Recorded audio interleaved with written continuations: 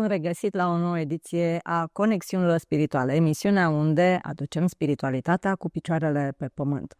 În această ediție de început de iunie vom aborda domeniul astrologiei ca metodă de autocunoaștere, de dezvoltare personală și de coaching. Da, ați auzit bine, de coaching. De aceea mă bucur că am alături de mine o invitată specială pe colega mea Lavinia Badea, astrolog profesionist, jurnalist și realizatoarea unui podcast de succes în acest domeniu de la Zunivers, Astro Love. Lavinia, bine ai venit! Corina, mulțumesc frumos! Ascultam cu zâmbetul pe buze prezentarea ta foarte frumoasă. Nu cred că mi-a mai făcut nimeni așa o prezentare să-mi cuprindă CV-ul în câteva secunde. Mulțumesc de invitație. Știi că Anca Felea, prietena și colega noastră, mi-a spus: cine-i doamna aia, să-mi dați și mie numărul de telefon? Da. Mulțumesc frumos că m-ai invitat. Încă, și suntem în filmare, încă mă gândesc cum de am zis că vin. De obicei nu merg, adică unde am așa o datorie morală, trebuie să recunosc, Doamne, merg. Dar în general nu merg în altă parte. Suntem cu atât mai onorați. Mulțumesc. Nu o spun din perspectiva asta, ci din ideea în care cred că m-am simțit eu foarte nu confortabilă să dau informații sau să vorbesc, că până la urmă face parte din felul meu de a fi și din meseria mea, ci pur și simplu cred că a fost o energie comună pe care noi am găsit-o. Și atunci când găsim o vibrație comună, lucrurile curg natural, fără să simți că mai faci un efort. Așa că îți mulțumesc că m-ai invitat, că m-ai scos din căsuța mea, ies greu de acolo. Mai ales că noi când filmăm chiar plouă de rupe. Da, să știi, nu-ți dădea nicio stare vremea de afară să ieși, dar măcar e cald, ca în suflet. Mă bucur, știi, eu i-am spus și colegului nostru Jean Cristescu, am făcut podcastul ăsta ca să fiu sigură că mă întâlnesc cu oamenii dragi, pentru că de foarte multe ori suntem atât de prinși cu programul că nu reușim să ne vedem. Și atunci eu mă bucur în primul rând pentru mine de aceste discuții și cred că acest vibe se transmite și celor care ascultă. Spune-ne, Lavinia, cine este Astro Love, pseudonimul sub care postezi și pe care l-ai împrumutat ca nume și podcastului tău. De ce Astro Love? Să știi că nu am fost eu atât de inteligentă și atât de inspirată să găsesc acest nume. Trebuie să-i mulțumesc unui prieten foarte bun care m-a ajutat să-mi cultiv disciplina. Îl cheamă Max. La un moment dat a trebuit să-mi cultiv disciplina și, pentru a rezolva niște probleme de sănătate, trebuia să merg la sală. Iar el mi-a spus Love. Mi s-a părut ciudat că nu mai îmi spusese nimeni și nu știam, omul ăsta mă ia așa, nu mă ironizează, e de bun gust, cum e? Și am stat așa să urmăresc tonalitatea și stilul său de a fi. Și de atunci mi-a rămas numele acesta Love. După care alți prieteni mi-au spus Lovely. Și tot așa mergea numele cu Love. Și am zis, în momentul în care mi-am făcut pagina de Instagram, mi-am redenumit-o pentru că aveam un alt nume și doar mă jucam atunci cu zona de astrologie în mod deschis și expus, pentru că eu făceam oricum astrologie fără să vorbesc în mediul colegial, având un job ca orice om de 8 ore. Am simțit că mi se potrivește foarte bine Love și, bineînțeles, Astro, pentru că era de la partea aceasta de astrologie care la fel mă definea. Deci, cumva, numele a venit foarte natural și firesc. Și chiar îi mulțumesc lui Max, nu i-am spus niciodată și nici nu am stat neapărat să discut cu el subiectul acesta, dar datorită lui mi-am pus numele de Astro Love. Deci nașul la Astro Love, vă rog, cum se spune la țară, nașul la, este Max, îl salutăm și îi mulțumim că a fost pionierul care a dat drumul acestui pseudonim. Da. Cum a intrat astrologia în viața ta, Lavinia? Uite, să știi că e prima dată când o să povestesc foarte, foarte deschis. Astrologia a intrat în viața mea de foarte devreme. Eram copil, aveam în jur de 6-7 ani, când o vecină tot vorbea despre horoscop. Deci vorbim de 92. Avea o problemă de sănătate, din păcate, imobilizată la pat și doar vara reușea să iasă afară din casă. Și avea darul acesta de a strânge cam toți copiii din colțul satului lângă ea, să stăm cu ea, să vorbim. Ea ne învăța franceză, ne povestea despre horoscop, ne învăța despre cum să combinăm culorile. Am învățat extraordinar de multe lucruri de la ea. Deci prin prisma ei am ajuns să aud despre horoscop și avea și o carte pe care am încercat eu să o citesc, că zic seama că la vârsta aia, 7-8 ani, n-am înțeles mare lucru, dar am fost foarte curioasă și m-a dus în zona de mitologie. Eu sunt un om foarte introvertit și, în general, timpul îl petrec în casă, pot să stau și singură săptămâni întregi fără să vorbesc, fără să ies, eu sunt ok, pentru că citesc, mă uit la filme, fac de lucru. M-a fascinat. Mama ei, care era învățătoare, citea în cafea, cum era pe vremuri. Iarăși m-a fascinat. Domne, cum poate un om să spună niște lucruri uitându-se într-o cană? Vecina din dreapta casei, pentru că ea stătea vis-a-vis, știi cum era la țară când ești copil, dă în Bobby, dă în cărți. Exact. Deci cumva, vezi, dintotdeauna am fost înconjurată de lumea aceasta ezoterică. În momentul când am ajuns la liceu, prin prisma unor colege de liceu și mergeam vara, o petreceam la ele, am învățat să dau eu în cărți tarot. L-am furat, cum se zice, de la o vecină care avea 3 fete, mai erau prietenele mele din clasă, 2 surori, mai eram și eu, deja ne strângeam 6-7 fete și tanti Didina ne dădea în cărți ce facem noi la discotecă. Gândește că vorbim de 2000, 2001, 2002, 2003, adică acum 25 de ani. Și cumva, vezi, viața pe mine tot timpul m-a dus în zona asta ezoterică. Pasiunea mea pentru astrologie a fost tot timpul cultivată și citită atât cât găseam, pentru că nu se găseau atât de multe cărți, foarte greu ajungeai la un astrolog, nu aveam, abia erau cu telefonul mobil, mă urcam pe o scară la țară să am semnal, adică cumva era dificil să... Mi-aduc aminte vremurile și de mai înainte am găsit chiar acum câteva zile o analiză străveche, scrisă la mașină de scris de domnul Firicel Cearnău. Ei, vezi? Da. Și am zis, deja sunt documente de epocă. Exact. Și atunci, pentru mine, vezi, partea aceasta de astrologie, tarot, numerologie, a fost dintotdeauna, adică nu pot să-mi aduc aminte o perioadă în existența mea când nu m-am folosit de aceste pârghii, când nu le-am dezvoltat. Iar eu așa am început, adică încă sunt oameni, colegi din liceu, care încă îmi scriu să le dau în cărți.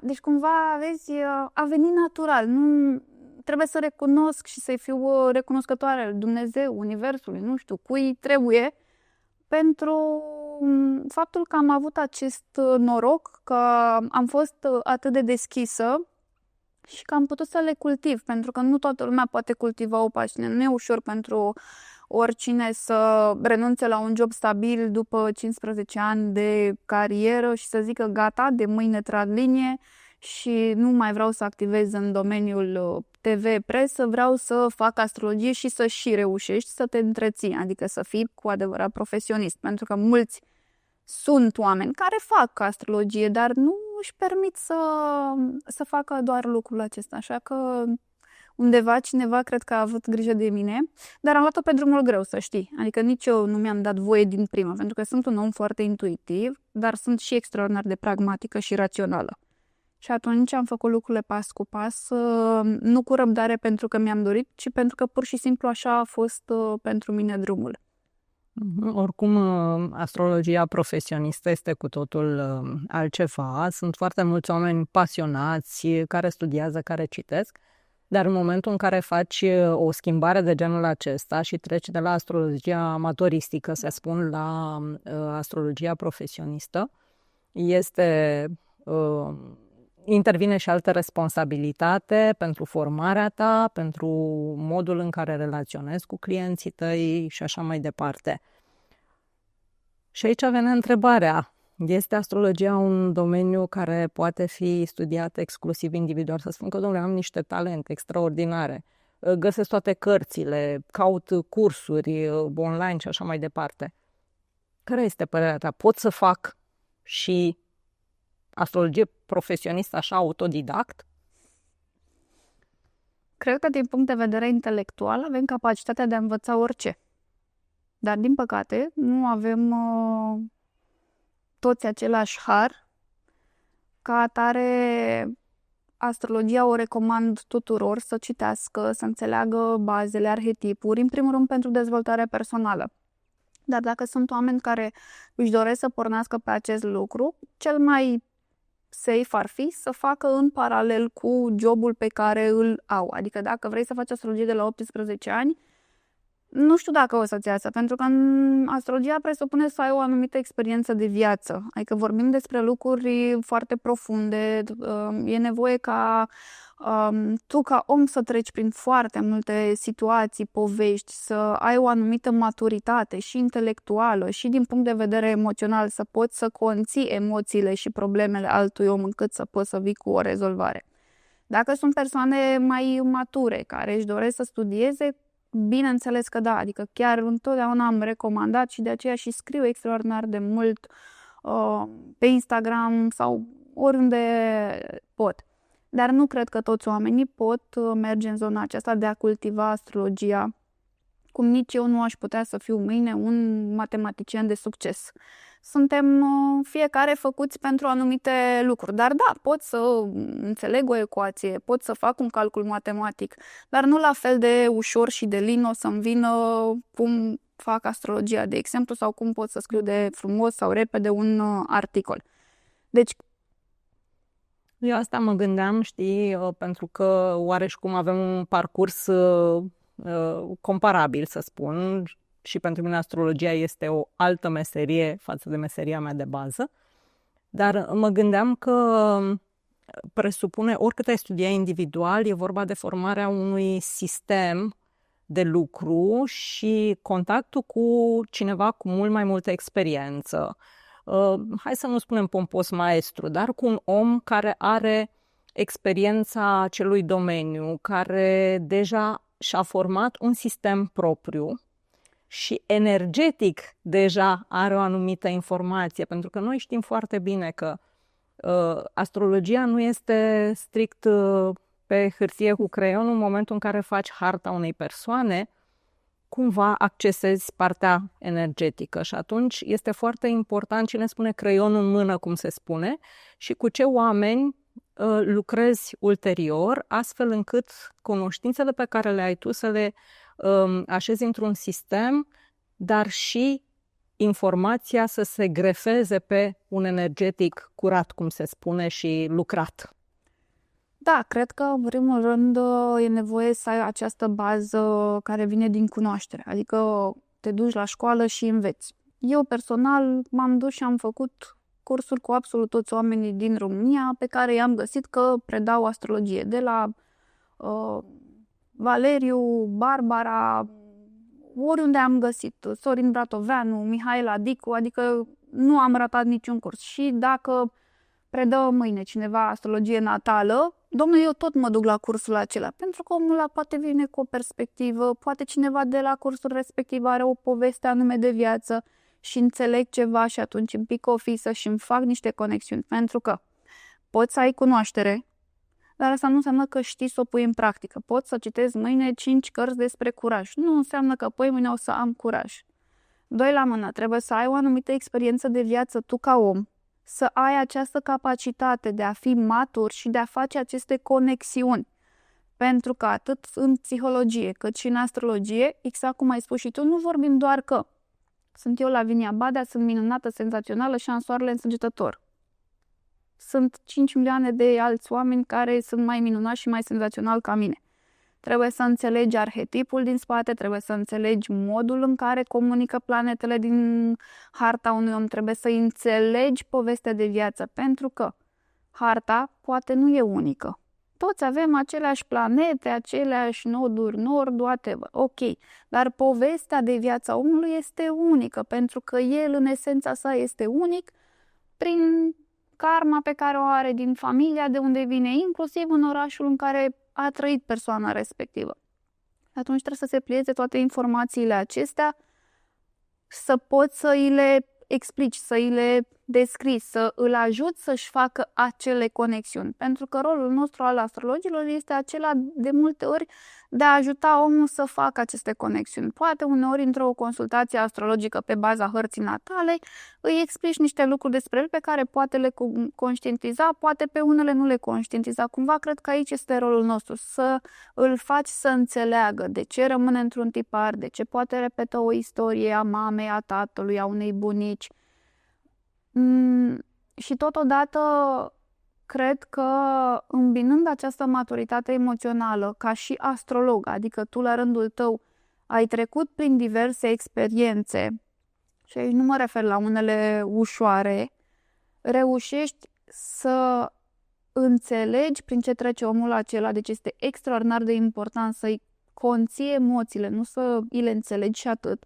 La rândul tău să nu te încarci și să-i preiei tu stările, supărările și să intri în reactivitate, să-i spui, nu domne, aici trebuie să faci așa, trebuie să te desparți. Nu ai cum să faci lucrurile acestea, trebuie să îi oferi alternative, iar decizia, prin liber arbitru, să-i aparțină persoanei respective. Adică e foarte frumoasă, pe de-o parte ușoară, dar pe de-o parte extraordinar de grea astrologia. Știi, e cumva complicată, știe gustul ăla dulce, ușor spicy, dar poate fi un instrument fabulos, senzațional, iar pe mine în continuare, după atâta vreme, mă fascinează și încă mă face să fiu curioasă, iar în momentul când nu o să mai fiu curioasă, am să mă las, pentru că e stilul meu, așa sunt ca om. Eu estimez că nu o să te lași. Probabil o să fac altfel, o să reinventez. Îți dai seama? Cu siguranță ne reinventăm periodic și modul de abordare și modul de transmitere a informației astrologice și așa e de dorit. Da, clar, clar. Dar nu rămânem acolo. Da, iar atunci când vorbim despre astrologie, e un lucru extraordinar de important, apropo de maturitate și de faptul că ai nevoie să treci prin diverse experiențe. Știi, uite, vorbeam și cu Dan Ciubotaru la un moment dat la mine la podcast. Dane, te salutăm dacă te uiți. Și spunea, dom'le, m-am apucat la 20 de ani de astrologie și eu vorbeam acolo de întoarcerea lui Saturn, dar eu nu trăisem întoarcerea lui Saturn.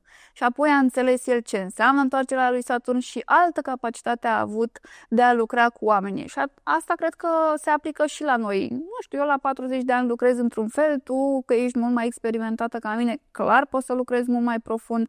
Adică vezi, fiecare om găsește un anumit palier pe care, sau un anumit domeniu de activitate pe care, din hartă mă refer, da? Prin care poate da ghidare mai mare, mai profundă, mai faină.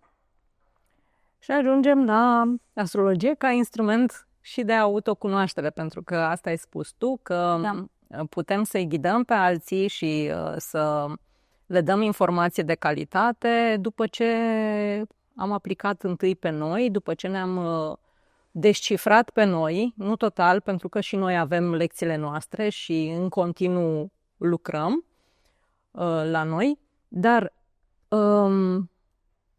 publicul larg se întreabă, bă, e știința asta, e artă, e sistem de credințe, e șarlatanie. Pentru că știi și tu foarte mulți oameni și cred că ai trăit povestea asta și pe mine mă amuză foarte tare când am persoane care mă solicită, băi, vreau să văd și eu ce e asta, mă, că mi se pare așa. Cum e cu ghiocul ăla? Cum e cu ghicipul? Da! Citit ăla în stele, să-mi citești și mie în stele. Știi, când aveam 20 de ani, mă deranja, mă frustra treaba asta. Încă nu eram eu în liniște, nu știu, nu aveam toată cunoașterea pe care o am acum. Eram agitată și imediat intram în apărare. Eram reactivă, mă luam la harță cu omul respectiv. Știi, acum, de exemplu, dacă vine un om și mă întreabă sau, nu știu, e ironic, pot doar să zâmbesc și să-i spun, e ok așa cum crezi tu. Am învățat să nu mai intervin peste convingerea sau credința unui om. Dacă vine cineva și mă întreabă într-un mod serios cum mă întrebi tu, pot să-ți răspund cu tot dragul din lume. Că din punctul meu de vedere, astrologia este un instrument de autocunoaștere fabulos. în sensul în care înțelegi niște arhetipuri. Nu e nici citit în stele, nu e nici citit în ghioc, nu e nici o glumă și o luăm în derizoriu. Cel mai ușor, sau nu știu, la îndemână exemplu care îmi vine în momentul de față e așa. Măi, există un timp al timpului pentru toate. Așa cum avem anotimpurile și știm foarte bine că zodiac are legătură cu partea asta de cicluri naturale. Cicluri, ale naturii, așa și noi. Prin astrologie înțelegem care e timpul timpului. Din perspectiva mea, îți spun și de ce am teoria asta. Pentru că eu am un soare conjunct Saturn. Și atunci, pentru mine, întotdeauna timpul o să fie important. De aceea nici nu stau să mai contrazic pe cineva, nici nu stau să explic. Chiar cred cu tărie și nu o să o zic la mișto niciodată că e ok așa cum crede omul. Nu cred că e neapărat rolul meu să contrazic. Dar, revenind, e un timp al timpului. Avem un timp nu știu, învățăm să mergem. Mergem la școală, învățăm să scriem, mergem la liceu, mergem în câmpul muncii. Cum primăvara plantăm niște semințe, vara avem grijă de ele, le udăm, toamna culegem roadele și iarna ne hrănim solul, îl pregătim pentru următoarea perioadă, așa și astrologia te ajută să înțelegi ce e în spatele unui arhetip, când e timpul unui anumit lucru, unde poți să ai anumite oportunități, anumite plusuri. Astrologia nu e ceva, sau cel puțin așa lucrez eu cu ea, fatalist. Eu nu sunt genul de astrolog să-ți spun mâine e Mercur retrograd, nu semnezi contractul acela. Eu oricum sunt atipică. Verifică, pentru că e absolut firesc. Îți urmezi intuiția, îți iei o informație mental, rațională. E născută cu Mercur retrograd, atunci ce facem? Exact. Eu am Mercur retrograd în hartă. Și atunci, de exemplu, înțeleg foarte bine partea aceasta. Și spun așa, fă ceea ce simți intuitiv, pentru că prin a-ți descoperi harta natală, înțelegi tu mai bine niște lucruri despre tine și poate chiar ai șansa, norocul să dai de un om care vorbește pe limba ta și atunci înțelegi de ce ai anumite plusuri, anumite minusuri și mergi în acceptare, te ușurezi, sufletește. Pe de altă parte, poți să înțelegi. Uite, apropo de Mercurul ăsta, îmi vine să și mă gândesc numai la vrăjitoarea, la Jean, care-i treaba, domnule, cu Mercurul ăsta. Poți să te folosești de experiența unui astrolog, să înțelegi, într-adevăr, domnule, e bine, nu e bine, poate dura un pic mai mult, dar nu folosesc astrologia într-un mod fatalist. Mâine faci asta, apoi mâine asta. Nu. Ai liber arbitru, cred cu tărie în liberul arbitru. Da, când apare? Asta e partea complicată. Dom'le, după ce ești matur și ai anumite conștientizări. Și atunci e la tine povestea. Deci astrologia te poate ajuta. Unii zic că e știință, alții zic că nu e știință. E ok, fiecare să creadă cum simte că e mai bine pentru el. Dar în același timp, în momentul când am o discuție cu un om și îmi plac foarte mult scepticii, pentru că ei și revin. Mie îmi plac. Da. Înțeleg cum să se ajute de acest timp al timpului să-și creioneze viața. Mai ușor. Unii aleg o cale mai dificilă și eu mi-am ales-o și foarte bine am făcut, pentru că de aceea, nu știu, sunt matură din anumite puncte de vedere acum. Așa fiecare om consider că trebuie să treacă prin diverse experiențe. Și încă o treabă pe care am învățat-o în anii mei de terapie, 10 ani de terapie de când tot fac, cu un psihoterapeut pentru dezvoltare personală, pentru a mă înțelege mai bine, să merg mult mai mult în acceptare, să rămân mult mai mult în non-judecate. Iarăși o chestie pe care am învățat-o mergând în constelații familiale. Adică nu-i fatalistă astrologia, sau cel puțin nu o folosesc, dar nici nu este cea care 100% mâine așa trebuie să fie. Descifrezi niște energii, te uiți la sistemul tău de convingeri, cel de credințe, pentru că sunt două lucruri diferite, și te poți dezvolta, poți să crești frumos. Dar fiecare om trebuie să înțeleagă că e și la el povestea asta, nu doar la cel din fața sa, și anume la astrolog. Așa este descoperire. Eu am spus că acolo văd niște tipare comportamentale. mă rog, fiecare pe tarlaul lui. Așa e, da. Da, eu făcând și partea de profiling, chiar asta am descoperit. Măi, sunt niște tipare comportamentale. Și la un moment dat chiar am avut un experiment cu un coleg de-al meu care făcea de foarte mult timp activitatea asta de analiză comportamentală și de profiling și e extrem de sceptic. Și am zis, uite, îți fac cadou de ziua ta, o analiză, povestim pe harta ta. Da, menă. Și După prima jumătate de oră, și îmi țin minte că eram pe Zoom amândoi, am scos căștile și am zis, și de-aia am învățat eu atâția ani să fac profile când tu în jumătate de oră mi-ai spus esența din profilul meu și... Da, pentru că exact ce spunem sunt niște arhetipuri acolo pe care tu poți să le manifesti într-un fel sau în altul. Da? Și tocmai ajungem aici la necesitatea ca o consiliere să se desfășoare cu personajul în fața noastră, zic eu. Da. Mai mult de atât, în modul în care eu lucrez, combin foarte mult partea aceasta de psihologie. Întotdeauna am spus-o și o să o susțin că nu poți să fii un astrolog bun dacă nu ești un psiholog bun și atunci ai nevoie, repet, să-l înțelegi. Iar legat de ceea ce spuneai tu, că sunt niște tipare comportamentale, da. Și le observăm foarte bine din dinamica și din modul în care planetele comunică în harta natală. Drumul e simplu, poate fi, cum spuneam, ușor pentru unii și un pic mai dificil pentru ceilalți. Deci, în general, nu ne ajunge un singur instrument, pentru că astrologia cere să ții instrumente din mai multe domenii și eu cred cu tărie că viitorul astrologiei merge către integralism, adică am luat instrumente și din psihoterapie, și din sociologie, și din medicină, de ce nu, că avem ramura de medicală, da? Din mai multe domenii și din numerologie, că se pupă foarte repede. Eu sunt pasionată și de partea de morfofizionomie, care folosește chiar tipuri planetare, da. Adică sunt pe oricare cale ai lua-o, ele se îmbină. Eu le-am cam studiat pe toate și chiar dacă în momentul de față oamenii mă cunosc ca astrolog, este pentru că îmi place să fac un lucru foarte bine. Adică nici nu-mi iese să fac cu jumătate de măsură.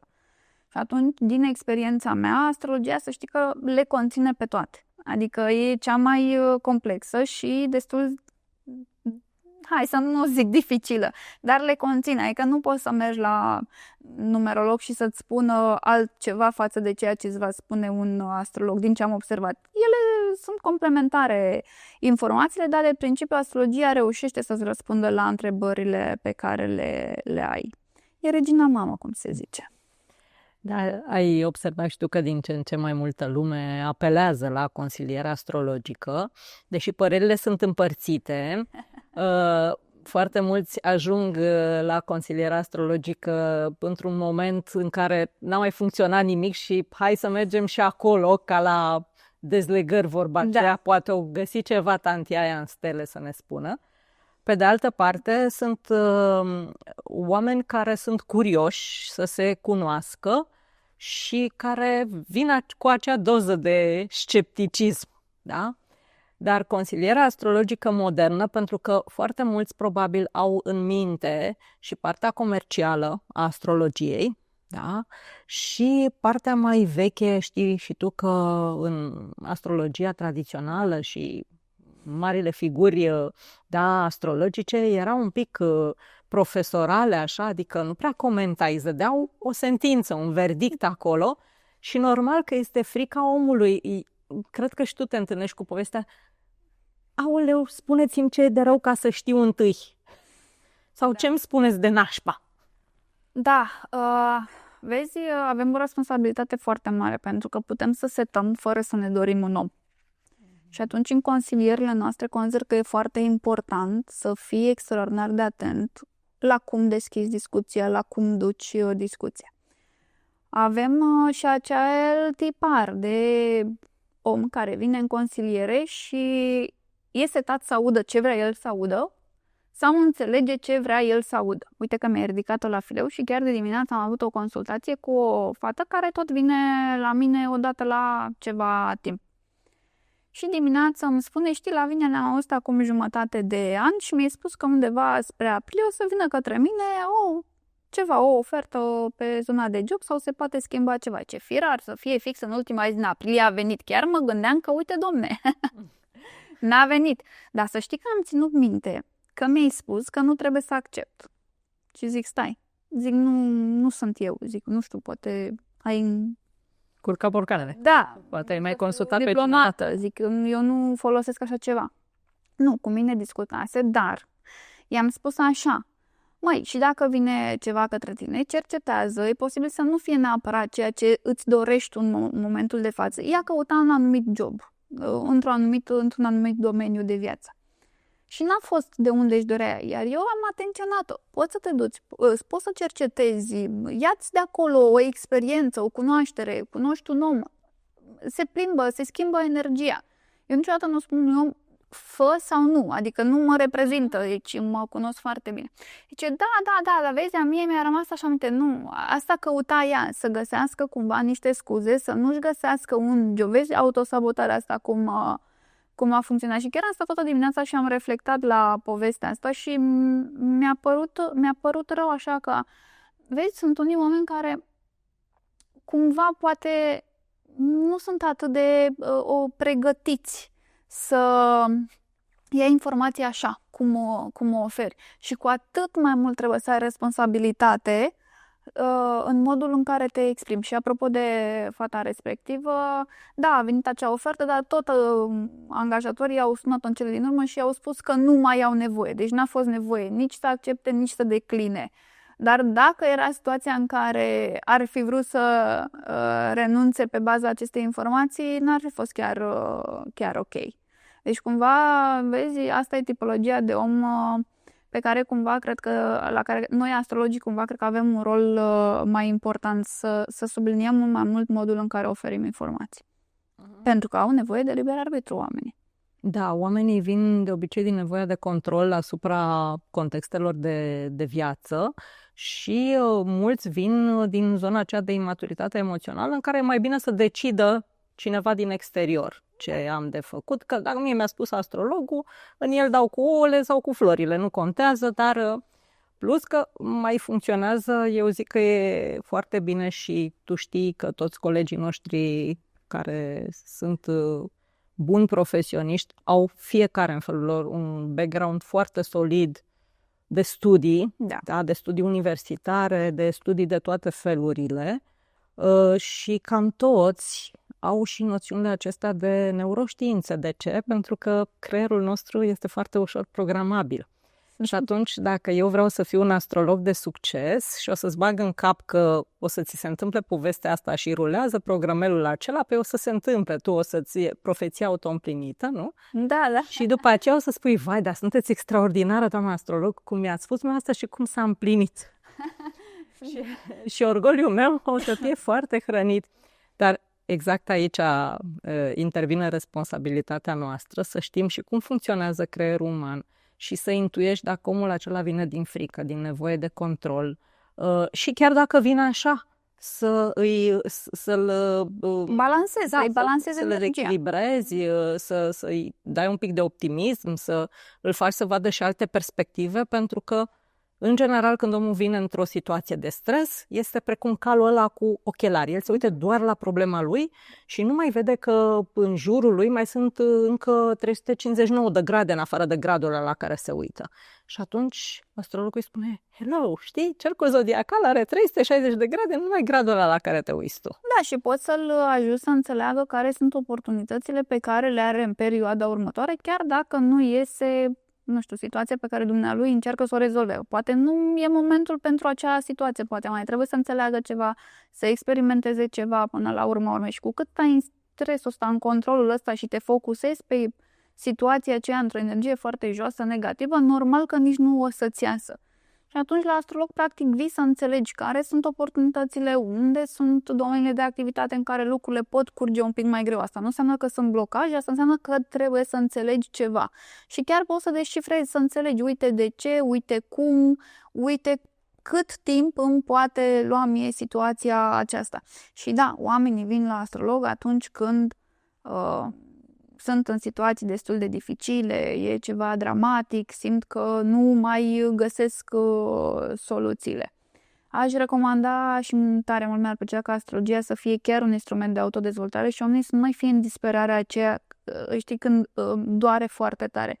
Adică poți să lucrezi mult mai bine în decursul vieții cu tine și ok, nu vrei să te duci la astrolog și mereu le spun oamenilor, du-te la mai multe persoane, vorbește cu mai mulți oameni, pentru că fiecare îți dă o informație în funcție de nivelul său, unde a ajuns el, cu frecvența sa. Du-te la terapie, adică până la urmă investești, asta e o investiție în tine și nu cred că există ceva mai bun în lumea asta ca investiția pe care o faci în tine.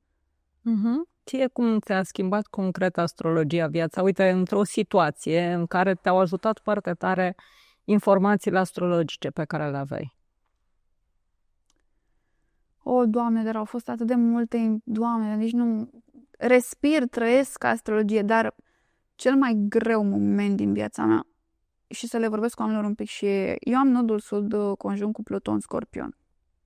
Adică... Te felicităm! Mulțumesc frumos, ce să zic, am tras lozul cel mare. Adică are o anumită greutate acest aspect astrologic și cu siguranță în existența asta o să trec prin niște situații. Și am trecut la viața mea prin situații extraordinar de grele și fără nicio modestie, foarte greu de dus în viață, pe picioare, să mai fii întreg.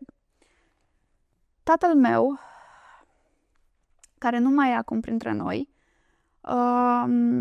am văzut în harta fratelui meu un aspect la un moment dat pe care mi-am dat seama instant, știindu-mi harta, că o să urmeze și la mine.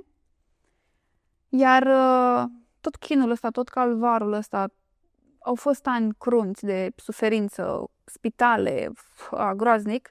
Astrologia pe mine m-a ajutat enorm în acea perioadă. Terapie, psihologie. M-a ajutat să mă împac foarte mult cu tatăl meu, m-a ajutat foarte mult să ajung să îi spun că îl iubesc, că mă iubește. Adică n-a fost doar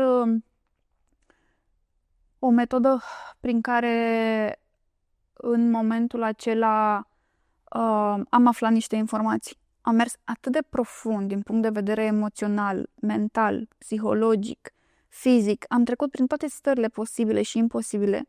Dar cred că dacă n-aș fi avut astrologia care să-mi releve cât va mai dura calvarul ăsta, nu știu dacă aș fi putut să trăiesc la fel de... nu împăcată, că n-ai cum să fii împăcat când știi că nu mai e nicio soluție să îți trăiască un om drag. Dar m-a ajutat să înțeleg și să accept mult mai ușor. Și atunci când accepti, efectiv îți ușurezi sufletul. Și atât de punctuală a fost astrologia pentru mine, încât am știut efectiv ziua.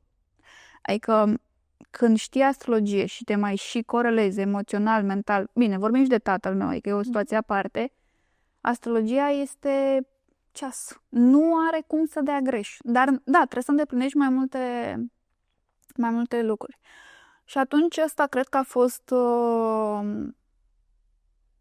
de departe cel mai profund și cel mai intens moment în care astrologia m-a ajutat cu adevărat. Adică nu m-a dus în modul de supraviețuire, ci m-a dus în modul în care am învățat să-mi conțin emoțiile, să rămân întreagă la cap, să pot să-l ajut și pe el și să-l conțin și să fiu aproape de familia mea, având și job, având și familia mea cu partenerul meu, având și relația cu mama, cu fratele și așa mai departe. Da, deci a fost...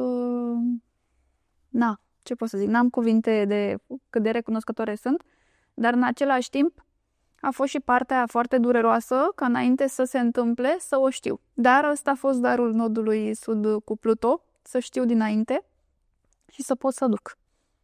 Da, pe de-o parte, faptul că știm dinainte este cu o încărcătură emoțională foarte puternică, dar ai șansa să faci niște lucruri pe care poate le-ai rata altfel. Cu siguranță aș fi ratat conexiunea aceasta emoțională dacă n-aș fi știut. Și pentru că nu puteam să lucrez, m-am dus și am lucrat în terapie cu terapeutul meu, am înțeles, m-am dus la o consultație astrologică, dar nu-mi dau singură consultație astrologică. Da, înțeleg și văd niște lucruri, dar am nevoie și de alte perspective. Cunosc oameni în zona asta, dau și un telefon la numerolog, la astrolog, la, nu știu, reiki, mă duc la biserică, vorbesc cu duhovnicul și puțin câte puțin se strâng informațiile din perspective diferite, Da. sigur, și asta este foarte sănătos, pentru că oamenii ne întreabă de multe ori, dar tu știi ce ți se întâmplă? Nu știu exact ce mi se întâmplă, știu care sunt perioadele, cum spuneai tu, de oportunități, de provocări, de așa, dar perspectiva din afară e mai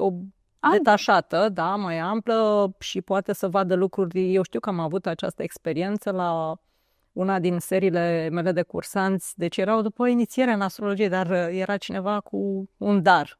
Și a văzut un aspect în harta mea care mie îmi scăpase după ani de zile, adică, bine, era un aspect subtil, așa, cu asteroizi, dar a văzut. Și eu care vorba aia îmi scârmasem acolo în hartă ani de zile, știi? Nu, și zic, păi, uite cum a văzut chestia asta. Da, încă și eu descoper în harta mea anumite aspecte. Cum? La un alt nivel evolutiv. Adică la un moment dat înțeleg un aspect între lună și nodul nord, la 20 de ani, la 40 îl înțeleg cu totul diferit. Și să ajung să zic, băi, da, cum naiba mi-a trecut mie prin mine? Păi nu eram pregătită să conțin acea informație.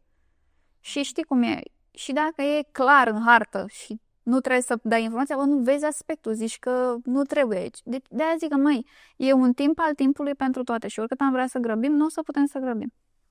Da, este important și cât dai din această informație. Uite, am atins, ai ridicat tu de data asta mingea la fileu și am atins o problemă spinoasă și sensibilă. Pentru că de foarte multe ori vedem în hartă foarte multe informații și trebuie să ai acea intuiție cât poți să-i dai omului ca să nu intri în lecțiile lui de viață și cât poate să ducă omul, la ce nivel îi poți da informația, pentru că poți să-l prăjești pe românește. Doamne, da. Să știi că eu personal, în momentul când ridic o hartă și am o discuție cu omul, dacă nu fac astrologie medicală, tocmai pentru că a fost situația cu tatăl meu și am zis încă mai am de lucrat cu mine și atunci îi recomandam și îi trimiteam la Minerva Dumnezeu să o ierte pe toți cei care veneau. Pe care o salutăm chiar dacă este acolo unde este, că știu sigur că se uită la emisiuni de acolo. Da, probabil râde și îmi zice, vulpițo, vulpițo, așa îmi zicea. Da. În rest, eu nu am absolut nicio problemă să discut orice subiect. Cât îi ofer omului, dacă văd o situație, un lucru în hartă și am capacitatea de a o descifra, în funcție de cum îl simte omul acela, nivelul său, evident, evolutiv, da, eu îi transmit informația. Repet, nu vorbim despre moare, fatalism, pentru că oricum nu e stilul meu. Dar dacă mă întrebi despre relații, despre o problemă de sănătate, atât cât mă bag eu să discut despre subiectul acesta, da, eu pot să-i ofer omului. Dar da, e atât de fin subiectul ăsta încât efectiv nu... De multe ori e dificil, știi? Uite, am avut o consultație, încă sunt uimită, surprinsă, nu știu dacă, sper că mi-o aduc bine aminte, a venit la mine o doamnă la un moment dat într-o consultație și voia o compatibilitate cu domnul soț și îmi spune, măi, uite, noi nu ne mai înțelegem, avem o perioadă foarte dificilă, avea o fetiță împreună, voia să știe dacă divorțează sau nu de domnul. Evident că eu nu pot să-i dau un răspuns da sau nu, pentru că astrologia nu răspunde prin da sau nu. I-am expus ce am văzut în harta dumneaei și da, normal, mă uit și în harta domnului, știi că avem metode prin care facem mai multe hărți, în fine, avem vreo 6 hărți, cel puțin, când discutăm cu o persoană despre compatibilitate. Măi, nu știu, nu mi-aduc aminte exact ce am văzut în harta domnului ca aspect, dar știu sigur, 100%, i-am spus așa. Nici nu te mai văd, dar nici nu te... Adică ceva de genul... Nu știu, nici dacă îl mai vezi, nici dacă nu-l mai vezi. Ceva de genul ăsta a fost în consultația aceea. Adică inclusiv eu am rămas cumva... Ce a vrut să însemne? A fost un channeling acela. Adică nu a fost o informație mentală, rațională. În momentul când ai o discuție cu un om, intri într-o anumită stare, intri în vibrația aceea și de multe ori îi spui, nu știu, mi s-a întâmplat să-i spun pe nume cuiva, Xulescu. Și zic, dar cine e Xulescu? Păi era bunica mea. Și zic, stai să ne uităm aici, astrologic, transgenerațional, de ce ai tu chestia asta în existența actuală? Adică vin și lucruri dintre astea pe care nu le poți explica cu mintea, pur și simplu le simți. Revenind la discuția de mai devreme cu doamna respectivă, n-au trecut 2 săptămâni, i-am spus așa, nici nu te mai vezi, nici pare că nu te mai vezi cu domnul, dar nu divorțezi, mi-am adus aminte. Să-mi scrie dumneaei foarte supărată, domnul a făcut un AVC la Bolan, a intrat cu mașina, mă rog, într-un stâlp, a ajuns la spital, era disperată, îți dai seama, momentele, am zis, ok, să înțeleg că vrei să ne mai uităm pe hartă, că eu nu pot ridica harta cuiva dacă nu am acceptul omului respectiv. Zice, dacă vrei și poți, m-ar ajuta. M-am uitat pe hartă și nu-mi spusese ce are, mi-a spus doar că e foarte bolnav. Și zic, ok, zic, s-a lovit la cap, dar eu în momentul discuției nu am erau aceleași aspecte, vorbim de 2 săptămâni, eu nu am putut să-i dau informația aceea. Zice, da, s-a lovit la cap. De fapt, de la AVC-ul acela nu era problema de la AVC, cât a fost problema de la cap. În fine, și zic, ok, vezi că, nu știu, peste câteva zile, zic, probabil o să fie mutat din spitalul acesta în alt spital. Fix așa a fost, dar nu a mai supraviețuit omul respectiv. Eu nu aveam de unde să știu informațiile acestea, deci categoric a fost pe stare de channeling intuitivă. Nu i-am spus că dumnealui o să moară, pentru că la fel nu pot eu să-mi asum și nu știu dacă moare sau nu. I-am spus foarte clar că omul respectiv încerca spiritul respectiv, dar corpul nu-l mai ajuta. Și fix asta i-am scris și mi-a confirmat după ceva timp, mă rog, după ce s-a așezat cu toate și prietena dumneei la fel mă urmărea pe mine, aveam discuții și mi-a povestit din nou că zice, uite, știi, X era prietena mea, dar uneori sunt niște lucruri pe care nu ni le putem explica și oricât am încercat să le înțelegem cu mintea, nu le putem cuprinde. E ca și cum, de unde știi tu că Dumnezeu te veghează? Nu știu, dar simt. Da, de fapt asta ne învață și astrologia, că există o logică mai presus de logica noastră umană. Eu am un exemplu favorit și zic, băi, dacă este o furnică la vârful botinei mele, furnica aceea nu o să aibă niciodată imaginea mea în integralitatea mea și nu o să înțeleagă vorbirea mea, gândirea mea și așa mai departe. Translatând și eu ca om, de ce aș avea orgoliu să înțeleg că trebuie să înțeleg eu și să am tot peisajul divin, de exemplu, sau logica divină. Ok, e ok și să nu înțeleg niște lucruri. Da, nu e rău. Atâta timp cât accept că există un mecanism cu logica lui, cu regulile lui, dar nu să le înțeleg eu pe toate. Da, asta cred că e o chestie care ține de ego. Să le știu pe toate, să demontez eu teorii, să-i arăt lui X că sunt mai deșteaptă. Eu am fost un om foarte orgolios și trebuie să recunosc. Deci eram, Doamne, deci dacă m-aș uita la niște filmulețe cu mine din anii 2000 și ceva, efectiv recunosc, cred că mi-ar fi jenă, adică n-ai cum să fii atât de orgolios. Logică mi-am furat, adică despre ce vorbim, în moment de față nu că nu sunt orgolios. Măi, deci nu stau să-mi pierd timpul să rămân supărată într-o energie negativă, mai ales cu un om drag, ca să demonstrez ce? Adică am învățat să merg în acceptare, să nu merg în partea asta de aroganță și așa cum zici tu. Hai să nu mai mergem în ego, că le știm pe toate, că le înțelegem pe toate. E foarte ok fiecare cu cât știe. Eu cu cât știu, tu cu cât știi. Poate tu știi mai mult, Doamne ajută, poate eu mai puțin. La fel și pentru mine. E un ritm al ritmului pentru toate. Nu e cazul să grăbim nimic. Și oricum, asta e senzația noastră că grăbim, noi suntem în control. Nu suntem în control. Există acolo un fir roșu frumos, invizibil, pe care îl urmăm. Da, ne folosim liberul acela arbitru când avem niște conștientizări și ne facem niște conexiuni și niște legături și abia atunci putem noi să mai schimbăm un alta. Până atunci o să mergem, citește-mi și mie în stele, așa a fost soarta. Așa mi-a fost scris. Sigur că da, e ok și așa. Uite că ai atins una din aceste zone. Cred că și la tine vin foarte mulți oameni interesați de aceste două probleme, compatibilitatea și partea karmică. Da. La mine cel puțin astea predomină. Deși există foarte multe ramuri ale astrologiei și tematică foarte mare, dar probabil că și vremurile pe care le trăim își spun cuvântul și astea sunt temele de interes pentru oameni și mie mi se par două domenii foarte sensibile, pentru că atunci când vorbim de compatibilitate, omul se așteaptă să-i spui iese alesul, este aceea, se purtujur, big love, măritați-vă, dezmăritați-vă și așa mai departe. Da. Hai să facem un pic de lumină. Cu ce ne poate ajuta astrologia în zona de compatibilitate? Și trebuie să aducem aminte oamenilor, compatibilitatea nu este numai cea romantică, da? Este și între părinți și copii, și între colegi de serviciu, și între șef și subordonat, și între prieteni, și între parteneri de business, adică între oricare două persoane, indiferent de tipul relației dintre ele. Da.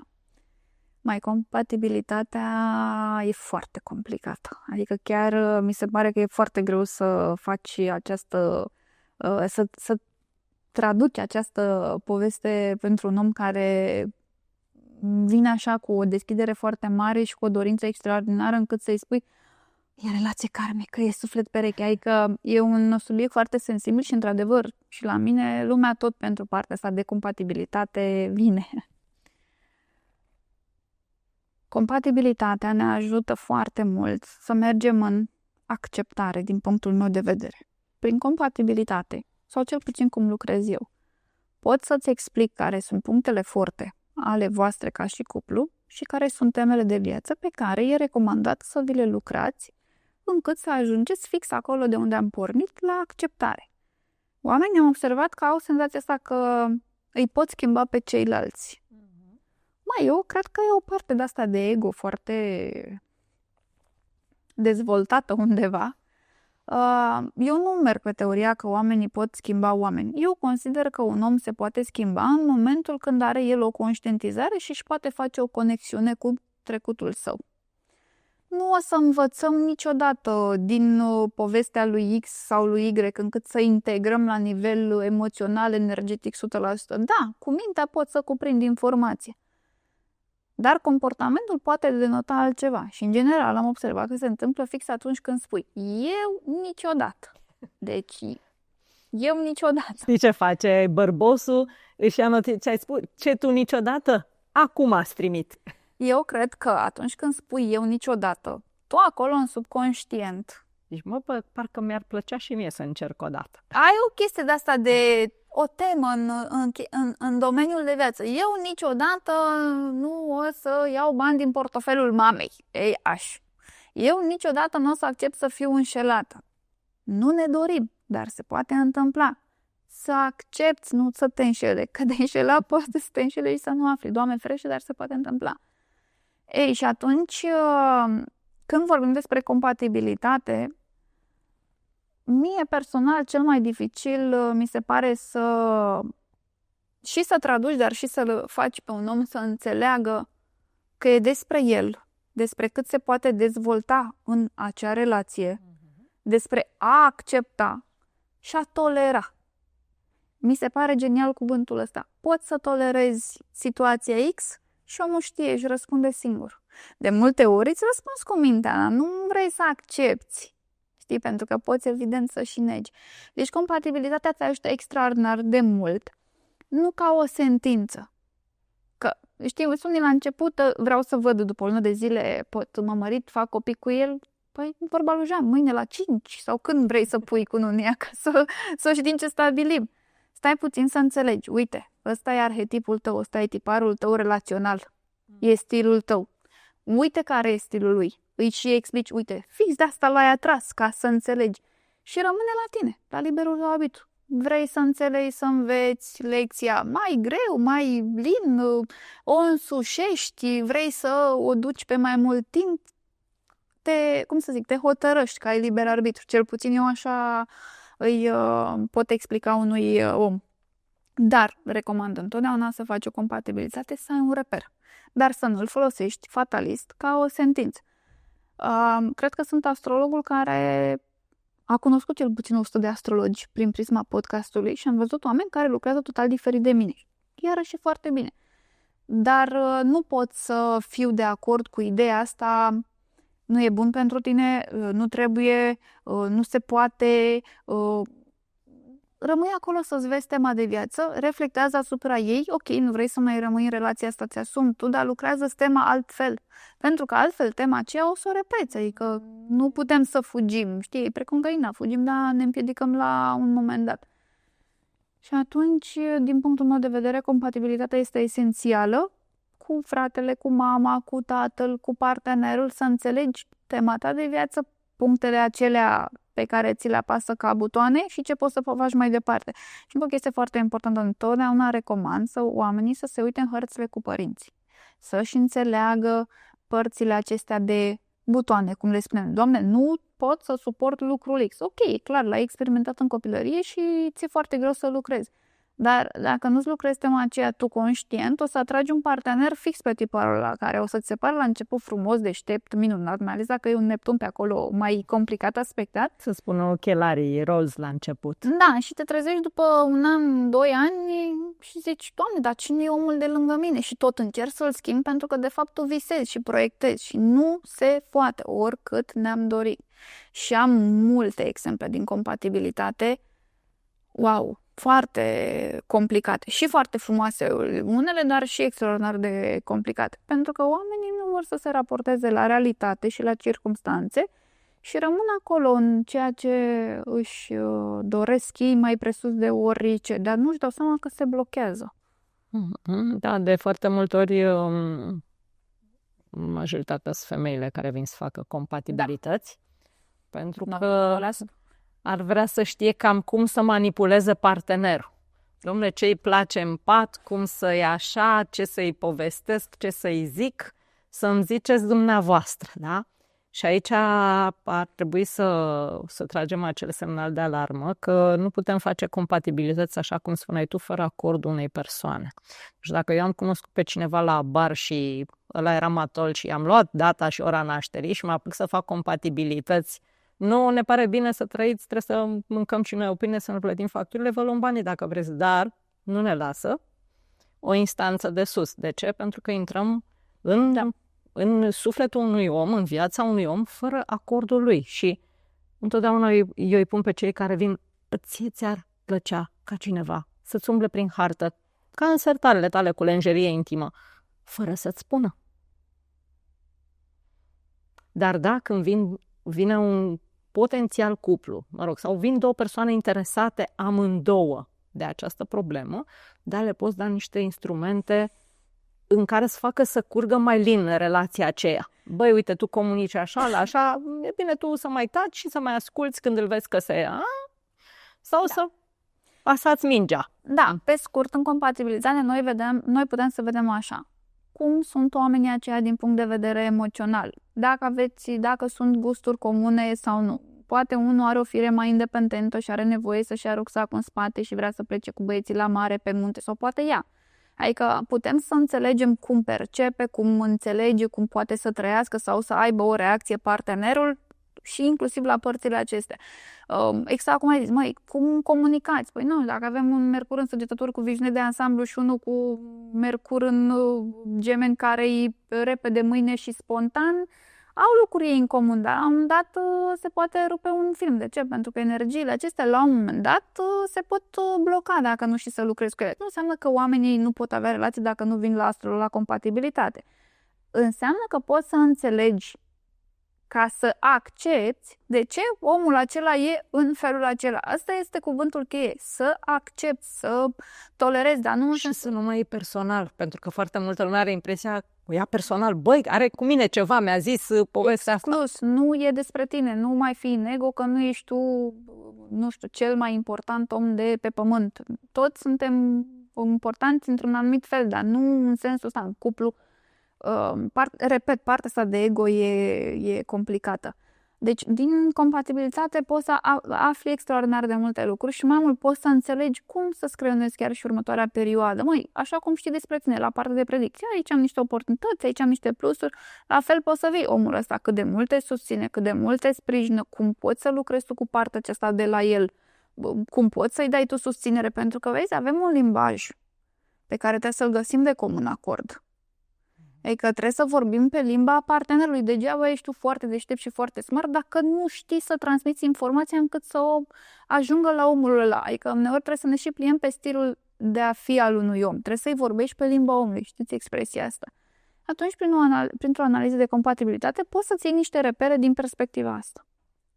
Și hai să ne oprim un pic și la karmică, pentru că una este ce așteaptă oamenii de la o astfel de analiză, care sunt așteptările oamenilor în general, și alta este la ce e bună și cu ce ajută de fapt o analiză karmică și când o facem, că nu este ca spălatul pe dinți, o facem ori și când dimineața și seara. Când facem o analiză karmică și cu ce scop și cu ce ne ajută ea? Eu recomand ca fiecare om să-și facă harta natală și harta karmică atunci când se simte pregătit. Nu știu, unii la 20 de ani, alții la 40, alții la 60. Deci nu știu, eu niciodată n-am recomandat o dată anume. Harta karmică tocmai are rolul acesta de a te ajuta să îți înțelegi anumite tipare. Așa cum în terapie înțelegem că avem niște tipare. Unul e evitant, unul e anxios, unul e mai complicat, unul e mai ușor de, nu știu, e mai maleabil și înțelege mai repede, așa și prin perspectiva karmică. Îți înțelegi tiparele. Știi? Oamenii ajung la astrolog când e greu și tot timpul se întreabă, da, de ce mie? Prin analiza hărții karmice poți să-ți răspunzi de ce mie. Nu înseamnă că eu ca și astrolog mâine o să vin să spun de ce ție fix asta. Eu o să-ți dau niște repere pe care le ai în hartă, dar tu ai acest potențial de a-ți face conexiunea cu ceea ce trăiești. Pentru că tu știi povestea, tu știi viața. Dar rolul hărții este de a înțelege aceste tipare repetitive pe care oamenii le consideră de foarte multe ori greutăți, blocaje, piatră de picior. Da, în unele situații pot fi. Până la urmă, ce înseamnă karma? Înseamnă o acțiune și tu pe baza acelei acțiuni primești fie un dar, fie un minus. Da? Orice faptă bună, nicio faptă bună nu rămâne nepedepsită. Da. Atunci, din perspectiva aceasta, cred că harta karmică ne poate duce și mai mult în a tolera, a accepta, a ierta. Nu folosim partea karmică în mod fatalist. Sunt oameni care vin chiar și în compatibilitate, e relație karmică. Așa, și nu mai mâncăm sau până să-l cunoști pe omul ăsta n-ai mai trăit. Nu, înțelegem că acolo este o lecție care, da, poate fi mai profundă, dar nu înseamnă că nu poți să o înțelegi, să o înveți sau să o depășești. Adică, nu știu, foarte mulți oameni lucrează, sau nu știu, sunt mai anxioși și lucrează cu partea asta fatalistă pe care eu personal o resping pentru că văd mult mai multe soluții. Deci harta karmică te duce în acceptare și a înțelege care e tema ta principală de viață. Nu avem una anume, avem mai multe, dar le poți afla în discuția cu astrologul. Mai mult, ca partea asta karmică. Știi că sunt 3 tipuri, da? Ok. Foarte mulți oameni consideră că dacă au o anumită karma, se va reflecta într-un anumit domeniu. Nu. Cu partea karmică lucrăm oricând, oriunde. Am situații prin care oamenii chiar așa, de azi pe mâine, au plătit cu partea asta karmică, pentru că au avut semnale să înțeleagă și nu au vrut să le integreze. Deci dacă vrei să-ți înțelegi mai bine tiparul și să nu-ți mai repeți la infinit aceleași greșeli sub N forme și să te tot întrebi, da, de ce mie, dar numai mie mi se întâmplă, nu mai ție, că nu ești tu nici cel mai bun, nici cel mai rău. Tu nu vrei să accepti ceva. Așa lucrăm cu partea karmică, pe scurt. Știi, e greu să explici unui om despre astrologie, despre karmică, despre predicții, fără să vorbești punctual cu el. Ca și terapie. E greu să explici unui om ce se întâmplă, domnule, în terapie. Păi o să te duci de la Adam și Eva până în prezent să înțelegi cine ești tu mai bine. Dar nu avem cum să știm dinainte, pentru că trebuie să vorbim punctual pe povestea ta.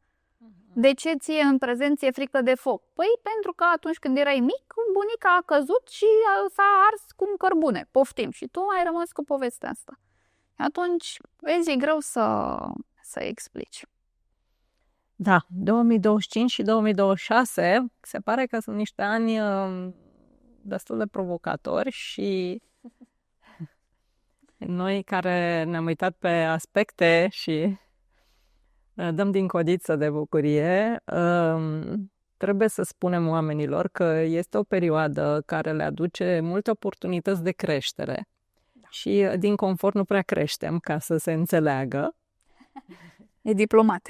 Da. Care ar fi, așa, pe foarte mare, să zicem, să punctăm 2-3 provocări esențiale ale intervalului 2025-2026 în viziunea ta? Da, cred că pornesc de la ideea că eu abia aștept perioada asta. Deci eu sunt omul schimbărilor. Uranian, așa, îmi plac părțile astea de a trecut un accelerat.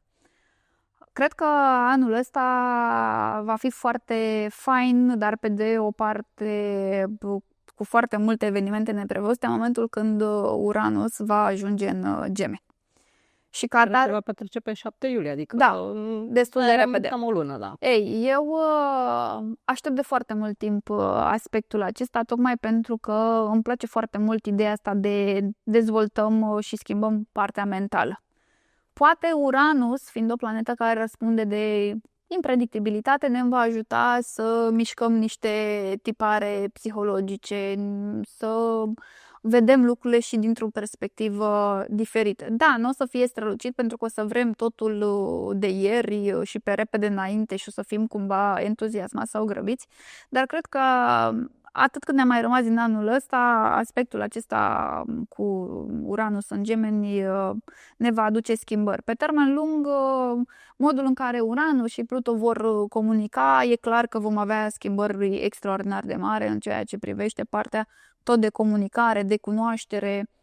Cred că partea asta spirituală va ajunge la un alt nivel. Eu sper că în bine, pentru că în momentul de față rămân un pic surprins așa de faptul că oamenii au început să-și facă hărțile pe chat cu cititul în palmă, adică vezi, sunt și părți foarte bune pentru că te poți folosi de o informație, dar oamenii trebuie să înțeleagă că au nevoie să filtreze, să dea un double check.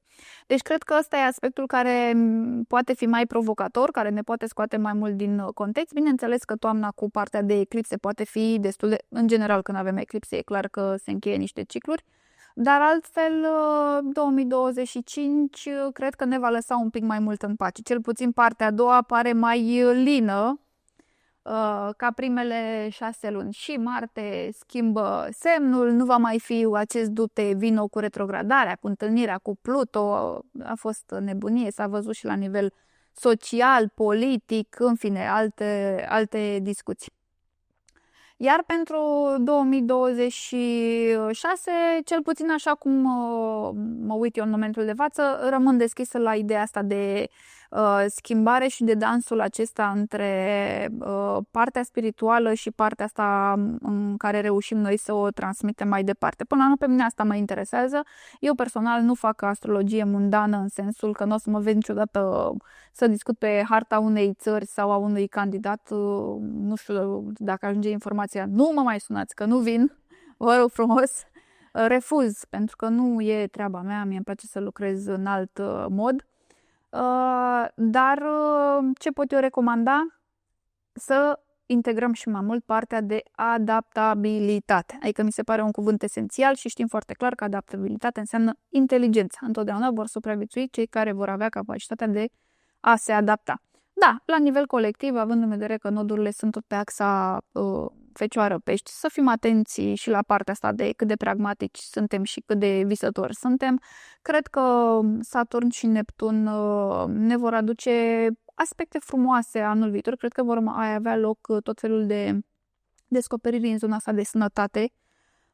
Și atunci mă gândesc că e un lucru care ne poate ajuta, dar la fel să rămânem cu picioarele pe pământ, să rămânem moderați, să nu încercăm să mai grăbim absolut nimic, pentru că va fi tendința aceea a berbecului, care și el la rândul său vrea de mâine. Semnele de aer și foc discută frumos, deci mă gândesc că vom avea o perioadă intensă de 1 an și jumătate, când ne uităm noi acum, de dezvoltare și de creștere, dar să nu trăim cu senzația că totul se va întâmpla pe atât de repede pe cât ne imaginăm. Avem senzația, dar să rămânem prieteni cu Saturn, da? Că e the big box. Da. Sper să nu ne aducă surprize neplăcute, pentru că, există și varianta asta. Dar eu aștept Uranus, aștept dansul cosmic cu Pluto, aștept discuția pe mai departe. Și în funcție de dansul ăsta, pentru că Pluto este în Vărsător, care cumva prin latura lui uranian are de-a face și cu astrologia, nu? Și Uranus, care este patronul astrologiei, schimbă și el semnul. Da. De asta l-aștept, dar n-am vrut să spun mai multe. Nu știu dacă îmi permiți să spun de ce, pentru că eu am și dezvoltat foarte multe lucruri în sensul ăsta, mai avangardist, așa, mai uraniene. Dar, mă rog, cine e curios poate să se uite pe contul meu și... Dar nu ne poți spune, adică poți să dai din casă cât îți permiți. Acum, care un mic spoiler, așa, să știi și noi. Da, eu mi-am și dezvoltat o aplicație în care scriu foarte mult și postez foarte mult și dau foarte multe informații și nu e că nu ți le dau în momentul de față, dar scriu foarte mult zilnic și atunci pe partea asta de a comunica cu grupuri de oameni, pentru că Pluto, un Vărsător, are și rolul acesta de a strânge oamenii lângă. Se află totuși în Vărsător, da? Eu sunt acolo cu Mercur conjunct Uranus, deci întotdeauna am fost cu avangardism, cu tehnologia. Sunt foarte încântată și de proiectul pe care îl am, dar nu aștept doar prin prisma proiectului meu astrolov.com aceste tranzite. Pur și simplu le aștept pentru că îmi plac și eu sunt omul deschis tot timpul să citești ceva, să învăț ceva, oricât de twisted sau ciudat ar părea, vreau să investighez. Că nu îmi place și nu-l duc la capăt, bineînțeles că pot să fac și lucrul ăsta, dar sunt curioasă și întotdeauna voi fi curioasă în zona asta de a apărut ceva nou, vreau să înțeleg, vreau să citesc. Uite cum am dezvoltat și partea asta de pasiune către tot ce înseamnă cultura asiatică, pe care n-am avut-o. S-a deschis acum câțiva ani pentru mine și tot timpul în viața am etape în care citești ceva și eu ard. Adică eu când iau la investigat știu tot sau nu știu nimic. La mine nu există jumătate de măsură cu tot scorpionul ăla acolo. Și rămân, după cum se vede, încântată, exuberantă. Trebuie să ard, da. De asta cumva îți spuneam de proiect și de ce m-am gândit eu să fac și cred că spiritualitatea va lua o nouă formă cu Pluto acolo, cu siguranță, da. Dar fiind un tranzit lung, nu o să fie mâine. Deci cam cum vedem noi așa astrologia în următorii 20 de ani, cât stă Pluto în Vărsător? Îmi dai voie să visez așa... Că rămâne registrat. Dacă mai trăim încă 20 de ani, ne auzim și vedem. Sigur trăim. Am zis, mi-aș dori enorm să existe o facultate de astrologie în România.